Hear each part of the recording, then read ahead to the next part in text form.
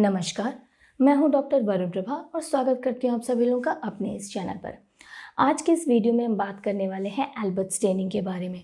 ये एक तरीके का स्पेशल स्टेन होता है जिसको जो मेटाक्रोमैटिक ग्रैन्यूल्स होते हैं सी डिप्थेरिया के, उसको स्टेन करने के लिए किया जाता है। सी डिप्थेरिया यानी कि कुरैनोबैक्टीरिया डिप्थेरिया, ये एक तरीके का बैक्टीरिया होता है जो कि डिप्थेरिया नाम की बीमारी को कॉज करता है। तो आज के अपनी इस वीडियो में हम इसी जो एल्बर्ट स्टेनिंग है इसी के बारे में डिस्कस करेंगे, समझेंगे कि क्यों करवाया जाता है, किन कंडीशंस में करवाया जाता है, इस टेस्ट को कैसे किया जाता है और इसके रिजल्ट से हम क्या समझते हैं। तो आगे बढ़ते हैं, लेकिन आगे बढ़ने के पहले अगर अभी तक आपने अगर ये चैनल जो है सब्सक्राइब नहीं किया तो जल्दी से जल्दी कर लें ताकि आपका कोई भी अपडेट मिस ना हो और मैं आप तक ऐसे ही अलग अलग जो मेडिकल टेस्ट हैं, इन्वेस्टिगेशंस हैं या फिर बीमारियां हैं उनसे जुड़ी जो जानकारियां हैं लेकर आती रहूं। तो आगे बढ़ते हैं। मैंने जैसा कि अभी बताया कि जो ये एल्बर्ट स्टेनिंग है इसके द्वारा जो मेटाक्रोमैटिक ग्रैन्यूल्स होते हैं सी डिप्थेरिया एक बैक्टीरिया है और इसके जो मेटाक्रोमैटिक ग्रैन्यूल्स हैं उनको स्टेन करने के लिए स्टेन का यूज़ किया जाता है। इससे जो सी डिप्थेरिया है, इससे डिप्थेरिया नाम की बीमारी होती है जिसके बारे में आपने सुना होगा। ये एक तरीके का नेज़ोफेरेंजियल इन्फेक्शन है जिसमें कि जो नेज़ोफेरिंग्स है और थ्रोट है ये सारा कुछ इन्फेक्ट होता है। ये एक तरीके का बैक्टीरियल इन्फेक्शन होता है। तो कई तरीके के स्टेन्स होते हैं, ओवर द टाइम बहुत सारे स्पेशल स्टेन्स भी डेवलप हुए हैं। तो जो एल्बर्ट स्टेनिंग है ये उनमें से एक है जिसको कि स्पेशल बैक्टीरियाज को स्टेन करने के लिए किया जाता है। अब समझते हैं कि इस टेस्ट को कैसे किया जाता है।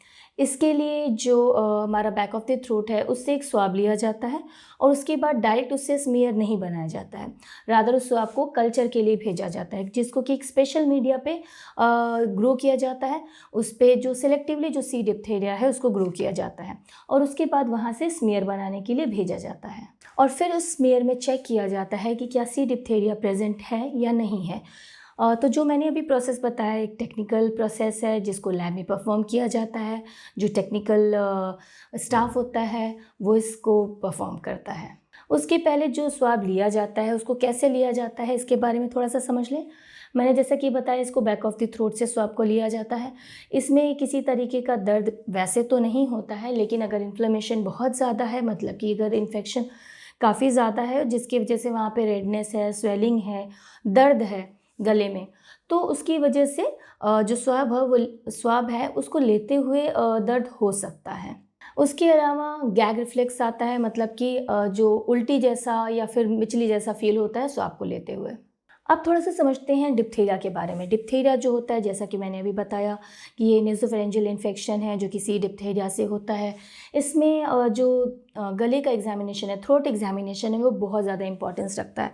आपके जो डॉक्टर होते हैं जब आप इससे रिलेटेड कोई भी सिम्टम बताते हैं कि आपको गले में दिक्कत है, उसके साथ में अगर आपको और भी जो कई सारे सिम्टम्स हैं जिसके बारे में एक बार हम जान लेते हैं, जैसे कि आपको हाई ग्रेड फीवर है, उसके अलावा जो गले में काफ़ी दर्द आपको महसूस हो रहा है, स्वेलिंग महसूस हो रही है, उसके अलावा जो खांसी आती है वो लाउड बार्किंग कफ जैसा होता है, जो बुखार आता है वो चिल्स के साथ ठंड लग के आता है, इस तरह के सिम्टम्स देते हैं, साथ में आप बताते हैं और सामने कई बार नज़र भी आने लगता है कि गले में स्वेलिंग है, इंटरनली भी फील होती है और कई बार बहुत ज़्यादा भी हो जाता है वो।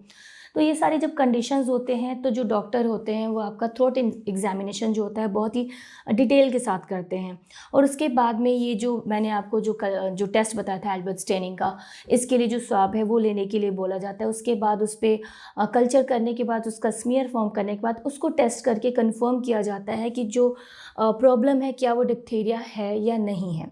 फिर अकॉर्डिंगली उसका जो ट्रीटमेंट होता है वो किया जाता है। तो जब स्टेन करते हैं उसके बाद देखते हैं कि क्या वहाँ पे जो कुरैनी डिप्थेरिया बैक्टीरिया है वो प्रेजेंट है या नहीं। अगर प्रेजेंट है तो उसके बाद जो एंटीटॉक्सिन्स हैं और एंटीबायोटिक्स हैं उनके द्वारा ट्रीटमेंट किया जाता है। अगर नहीं है तो फिर जो भी टेस्ट रिक्वायर्ड है वो किया जाता है। तो मतलब पॉजिटिव रिजल्ट आने पे सी डिप्थेरिया की ट्रीटमेंट दिया जाता है और नेगेटिव रिजल्ट आने पे आगे जो कारण है इन सब चीज़ों का वो जानने की कोशिश की जाती है। एडिशनल जो टेस्ट होते हैं या फिर एडिशनल जो एग्जामिनेशंस होते हैं वो किया जाता है। आप जानते हैं कि क्या इसकी कोई वैक्सीन प्रेजेंट है? तो जो डीपीटी वैक्सीन होता है जो बच्चों में लगाया जाता है रूटीन बेसिस पे, बच्चों को जो हमारा इम्यूनाइजेशन स्केड्यूल है इंडिया का उसमें ये इंक्लूडेड है। तो डीपीटी जो वैक्सीन है उसमें डिप्थीरिया का वैक्सीन भी होता है तो उसको लगाया जाता है। तो आज के इस वीडियो में हमने बात किया एल्बर्ट स्टेनिंग के बारे में। मैंने कोशिश की कि इसके बारे में जो बेसिक जानकारी हो मैं आपके साथ शेयर कर सकूँ। तो उम्मीद करती हूँ कि जो एल्बर्ट स्टेन है इसके टुवर्ड्स आपकी अंडरस्टैंडिंग बढ़ी होगी। आप समझ सकते हैं कि अब यहाँ इसका कहाँ पे यूज़ होता है, इसकी क्या इंपॉर्टेंस है और डिप्थीरिया से एल्बर्ट स्टेनिंग का क्या रिलेशन है। अगर इसके अलावा भी अगर कोई क्वेरीज़ हैं जो आप पूछना चाहते हैं या फिर किसी तरीके का कोई सुझाव देना चाहते हैं तो हमारे कमेंट बॉक्स में जाके हमें ज़रूर बताएँ। धन्यवाद।